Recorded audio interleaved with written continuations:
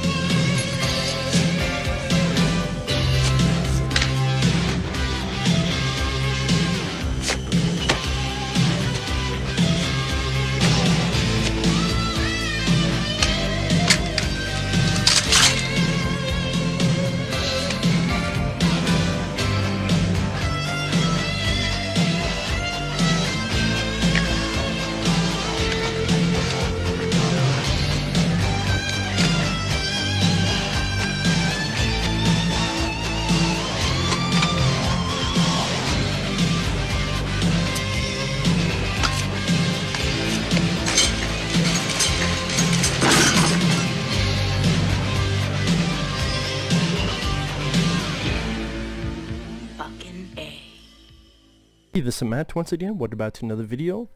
This is a request for Joseph. It's a PayPal request. Thank you so much for that. For those who want to send in requests either directly to my PayPal or join my Patreon, both links are down below in the info box. And this is for A Cat in the Brain, which is a Lucio Fulci film. Actually one of the last films he did. And I would say at the end of the day, this is pretty decent of a flick. Now, I'm not a student of Lucio Fulci. There's been a couple of his films I've enjoyed, but I haven't seen a ton of his stuff. Like I did enjoy Zombie. I didn't mind The Gates of Hell or City of the Living Dead. But I haven't seen a ton of his work. So with this film, what I did like was the plot. The idea was interesting, where Lucio Fulci actually plays himself. And of course they have someone dubbing his voice, but he plays himself as a director who's making this film, and as he's filming this horrific stuff, his mind starts to go a bit wonky. And one of the things I liked was that it kind of plays off, is this part of a film, is this not part of a film? Like you see a guy chainsawing a woman's parts off and feeding it to the pigs, and then you realize, oh, it's part of this new film Lucio Fulci is making. And then throughout his day, stuff he's seen, like in a restaurant, or he hears a chainsaw outside of his room, it keeps reminding him of scenes that he shot. As well as, I guess, a lot of footage from his older films that I haven't seen.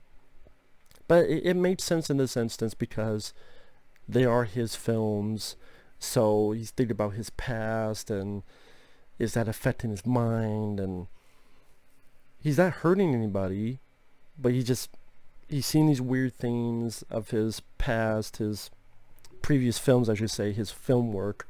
So he goes to see a psychiatrist. And he's talking about how he's losing it. You know, there's one part where he's directing a scene where a guy's slapping a lady, and there's sadism and Nazism, and he's again losing his marbles, going, you record it all, record it all. And then he realizes, wait a minute, I'm not filming anymore. He's actually shaking a journalist, a female journalist. And someone brings up and says, what are you doing, man? You smashed a camera and you were shaking her and you're ready to tear off her clothes. Like, oh my God, like I don't know, I saw this, I didn't even see that. And then you did a weird thing where the female journalist comes out and she goes, it was wonderful. I never had such a thrill in my life. I don't want... This director Lucio Fulci is grabbing you and ready to tear off your clothes, and you're saying it was wonderful. I don't think that would happen in real life. Especially not today. I doubt even back then. Which this came out like 1990. It's like, I thought that was like, With all the horror stuff element, I thought that was the weirdest scene in the movie, was the lady saying that. But so I kind of like the idea of Lucio Fulci playing himself as this director that seems like he's losing it. But the other part of the plot that was interesting was the psychiatrist he's seeing. He uses this to his advantage, because he'll like hypnotize him and say, you will keep seeing your little weird visions. I'll even have this thing where it's a signal, so you start seeing your visions, making you think you are a killer. But I'm going to actually kill people, and I'm actually going to kill people based on some of the stuff you've done, or some of the stuff in your upcoming film, so that they will blame you. Not only you will blame yourself, but then evidence will blame you. So the psychiatrist that wants to kill, including his own wife, he's going to kill and use his subject, the director Lucio Fulci, as a scapegoat. So it goes from the psychiatrist killing people to Lucio Fulci again being used as a patsy. Now granted, from what I understand, a lot of the footage of death scenes are from his older films. So part of me is like, okay, it's almost like a Lucio Fulci clip show. At the same time, they are films I have not seen. Thus, it's the first time I watch them, and they're pretty graphic, gory deaths. Maybe not the best effects, but there are pretty graphic deaths. But like I said, there's stuff I don't even know what movies they are. Someone who's much more efficient in Lucio Fulci films could tell me what they are. Like there's one vision he has where this figure in a wheelchair comes out, is running over someone's neck. There's a vision he sees of a head being melted in a microwave. Meanwhile, the psychiatrist going out killing people with hooks and things of that nature. There's a vision that Fulci has where he wants to see his friend who's a cop, and he sees the cop's family get killed, where like a kid gets his head cut off by a chainsaw. I'm like, holy shit, what movie is that? And then he comes out, oh my god, you're home, your family's dead. And he's like, what are you talking about, Fulci? I left my family back, I forget what town he said. Look, there's nothing here. If you're playing a joke, this time you goofed. Like, my family ain't here. So, well, I mean, part of me wonders if there's a version with Fulci's actual voice and dialect. Maybe with subtitles. I honestly don't know how or what Lucio Fulci sounds like. Because I don't know if I've seen an actual interview with him. I know he's passed away since, but like an older interview. So I do wonder if there's a version of this film where, again, you did his natural voice and dialect, but you just have subtitles. Or he just wanted anything dubbed because he didn't like his voice. I don't know all the making ofs of this. But it's okay, you feel a bit sorry for the guy because, he's made these films being affected by it, and he's worried about all this. The ending is a bit weird. Not downbeat, not horrible or anything. It was just one thing that was a bit weird. Spoiler alert. Again, spoilers. Heavy spoilers. The psychiatrist kills his wife with this wire to the neck that's from a Fulci film. And then it cuts to Fulci. He's losing it. He passes out. He finds a body. There's his friend, the cop. I didn't do it. And the cop says, I know. We killed the psychiatrist. When you went to me, I knew something was weird, so I had you followed, and this guy was following you, and we know this guy did something, and so we shot him. This is all off screen. And then you see psychiatrist's dead body. I'm like, that was weird. Like, this seems like a very important piece of a film, and it's all done off screen. Like, it seemed like a portion of the film would have been interesting, like the cop following Fulci, what's going on with this guy? Oh, who's this guy? Okay, he's a psychiatrist. Okay, let's follow him. Oh my god, the cop is psychiatrist. Maybe they did back and forth. Like, but none of that is shown. I don't know if it's just this is one of those films that had much smaller budget. But I do think that's a bit weird. That's a bit wanty. And just not as satisfying that your killer got killed off screen. I would say for me that's the biggest flaw of the film. The rest, I guess if you've seen every Fulci film, this probably would not be as interesting because, okay, I saw that film with this scene in it, I saw that film with this death scene in it. As a guy who has never seen the particular films used in this, it was like watching it for the first time, so I probably got more enjoyment out of this movie compared to maybe big Fulci aficionados. Oh, the reason it's called A Cat in the Brain, I guess it's supposed to be a take on A Cat in the Hat, but they don't reference that in the movie. What they do reference is, in the opening titles, you have these really fake-looking rubber cats eating what looks like a pile of brains. I guess it's supposed to be in reference to, like, Lucio Fulci's brain is going a bit loose because of it. And then you have a scene at the end where you think Fulci's the killer, but it's just him filming another movie. I guess there's another cut where he goes with this lady on a boat, and then you hear a scream as if Fulci really is a killer, and Fulci hated that they put that in because he wanted a happy ending with this. So the version I saw, most versions are the happy ending. I guess someone did that without his permission. So, but I think most is the happy ending. I thought that was kind of interesting that someone would do that without his permission, even though he directed the film. But that happens a lot with movies. And the movie, went at a good pace. It was very short. It wasn't too long when there's another kill death scene, granted from another movie, because again, it's either his visions that he's seen these weird stuff, or it's the psychiatrist doing stuff. So I don't technically know what was actually filmed for this movie, death scene wise, and what was from another film. From my understanding, most of it is from his other films, and not his zombie stuff, like Zombie, The Beyond, Gates of Hell.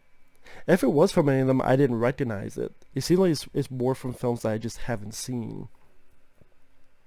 And I wonder maybe that was a reason for it. Maybe, because the films I mentioned, they seem like the Fulci films people remember more and talk about more. Maybe these are from films, I think it does say on Wikipedia what those films were, if I look at it real quick. If I can find it. Yeah, I think it's here. I think they do mention on Wikipedia what the films were.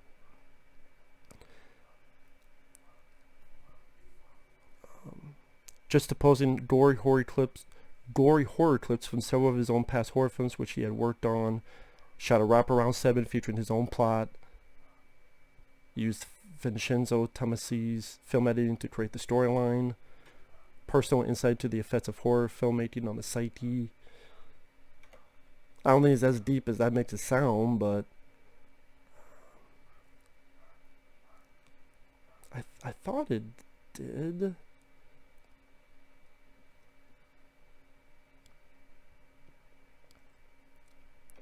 Some of the films are Touch of Death, Massacre, Hansel and Gretel, The Murder Secret, Bloody Psycho. It might not even be all from his films. It might be films that maybe used his name or something. Yeah, Ghost of Sodom, Touch of Death, Hansel and Gretel, Massacre, The Murder Secret, Bloody Psycho. Like I said, it might not even be all of his films. It might be just films that... Okay, it says here, assembled from clips from Lucio Fulci's past horror films, as well as a few horror films made by other directors, which had used Fulci's name on their video cases to promote them. Huh. So he's like, fuck you guys, you don't use my name, I don't use your fucking footage. Huh.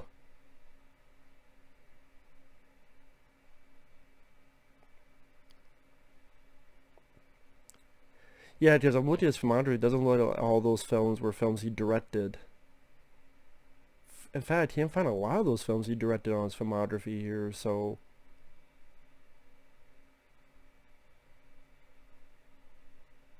Unless they're under different names. Either way, it was kind of an interesting experiment, and, like I said, not too bad of a film, and actually one of the Lucio Fulci films I liked, because I like that concept. It might be far-fetched, but I like that concept of, the psychiatrist. I'm going to hypnotize this director who's obviously losing it, and I'll make him believe he's even further, he has these delusions, but even further and farther along, and I'm going to use him as a patsy while I do my stuff, so that at times, like I said, either you're not sure if it's a film or real life, and it never loses the, it never makes it so Fulci goes too far. Fulci playing himself. He never makes it so like he actually, like he hurts someone too much or he kills someone. Like, they never go over the lines to make us dislike the Fulci character in this movie. And like I said, while it would have been nice to see the death of the killer and maybe more with that, like I said, it was an interesting experiment. It was at least worth a watch to me. And I'm not even like the biggest Fulci guy, but like I said, it was worth at least one watch. It was interesting at the very least. So, the effects, sometimes they look a bit too fake or rubbery, but honestly, the one that looked the fakest was the beginning when the guy's like chainsawing the body parts. It looks like a mannequin, but then we pull back and we see it's Fulci shooting a movie. So maybe that's part of the point. And some of them, I mean, it's that old school effects and was fun in this ghastly, grisly, practical manner. I want to see it's hard to talk about the acting because everyone is dubbed. So I guess, how you feel about dubbing will make you think about how the acting is in this movie.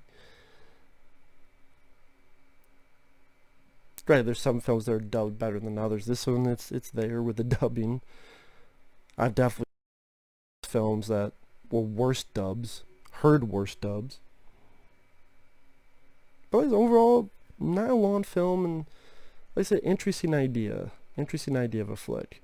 Would have been nice if Fulci himself maybe battled the killer, and maybe Fulci himself, in revenge for you using me as a patsy, like maybe he can fight the killer, and I think that would have been even more interesting, where Fulci, the filmmaker, who films these horrible images, but now he's got to stop a real killer. And so he's become now the star of one of his movies, and now maybe he can become the hero of one of his movies, except this movie's for real. So my preference would have been him battling the killer, and maybe the copter help out, snap him out of it, and then he helps and he stabs the killer, or he takes care of the killer.